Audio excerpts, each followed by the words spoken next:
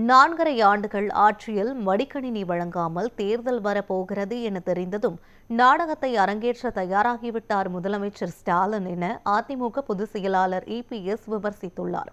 அரைகுறை ₹1000 போலவே சம்பந்தமே இல்லாமல் கல்வியாண்டின் நடுவில் கடைசி ஆண்டு மாணவர்களுக்கு மட்டும் மடிக்கணினி வழங்குவதன் காரணம் என்ன என கேள்வி எழுப்பியுள்ள எதிர்க்கட்சித் தலைவர் ஏன் அரசு பள்ளி மாணவர்களுக்கு லேப்டாப் வழங்கவில்லை என வினவியுள்ளார்.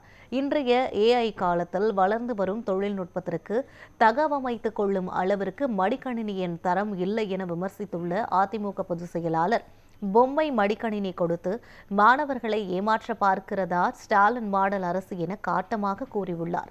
தேர்தலுக்காக லேப்டாப் கொடுப்பது போல நாடகம் நடத்துவதாகவும் சாடியுள்ளார்.